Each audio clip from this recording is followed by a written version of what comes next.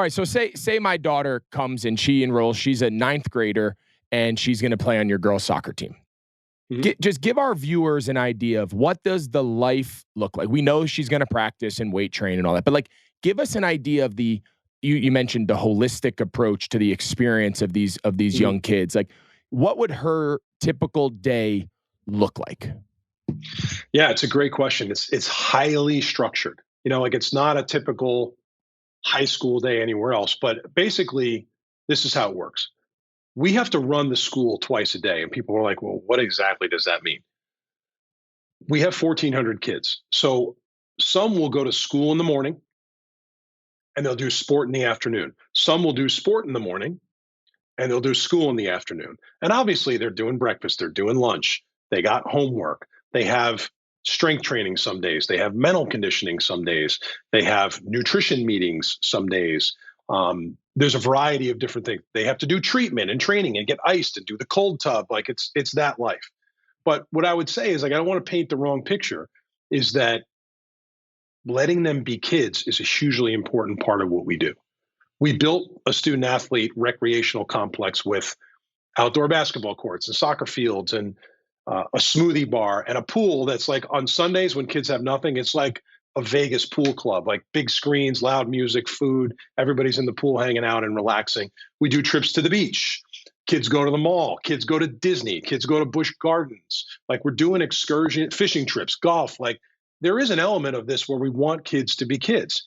There's pep rallies. Okay. Because we're part of a bigger company that represents a lot of celebrities, we launched something last year during COVID. We were talking to kids about mental health. And Yep. they said it would be great to hear from other people about how they manage certain things. Like, I'm interested in financial literacy. I'm interested in overcoming adversity. We created a thing called the IMG Academy Impact Series, where we had WME and Endeavor clients come to the school and do assemblies with kids.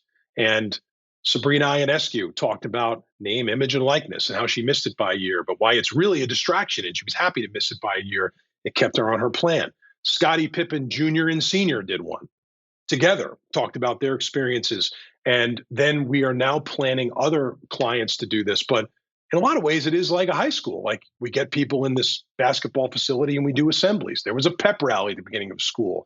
There's the kickoff week. The coaches line up the first day of school and clap kids in. Like it's a real community here. That's cool. But trust me, kids get to have fun because we know that the balance of actually being a kid, like, yeah, we're big on nutrition, but we've got a place that does pizza all the time because kids like pizza. Like you can't deny kids the experience of being kids, but it's highly structured. Like your daughter might go to school and then have lunch and then do sport. And then on the weekend, she'll have excursions, but she's got mental conditioning and then the cold tub and then homework. And then I got dinner and then I got film. Like in a lot of ways, it's like you and I experienced when we played in college. Like Yeah, that's the life. Yeah, it sounds very much like that. And again, I'm going to ask you a question that I'm sure you field all the time. But again, I think it's important. You mentioned that a lot of what you guys are doing is trying to change narratives and optics that you don't necessarily think that publicly align with what you guys are doing in-house. So, I've heard people say to me, your kids are going to go off to college. They're going to go off. So why rush it? Like, why send them there 2 years early, 3 years early, 1 year, whatever it is? So hearing you say, like, it seems like you guys really make a conscious effort to try to make this no different than if they were back at their, public or private school back home. But like, in your words, like, why is it okay to send my son or daughter away to a college, quote unquote, college type experience as a 10th grader or an 11th grader? I think it's a decision that you make as a family based on one thing. And we know the difference between student athletes that succeed at a high level and those that have success, or maybe they decide they're not going to play, whatever. What's the difference? They're willing to do the maximum, not the minimum. They're willing to sacrifice some of the things in their lives that other kids may be able to do.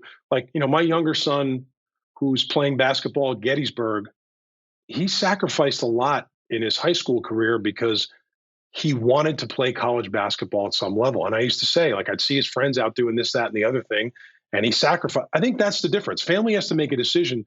Like, why am I going to do this? Because we're going to double down and do more than everyone else to distinguish ourselves. And by the way, COVID screwed up recruiting completely, and it's going to take 5 years to recover.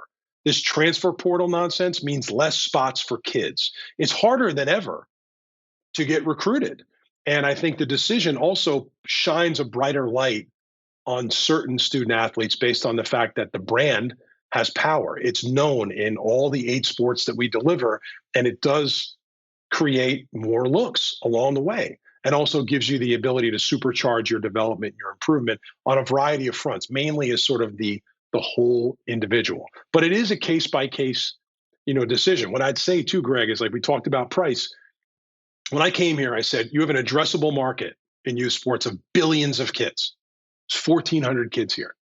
And when we talked about doing another IMG Academy somewhere else, which we're not doing, when we talked about it, somebody in a meeting said something about watering down Florida. And I was like, there's billions of kids in the environment. Are you watering it down with 1,400 kids? You're going to have one somewhere else.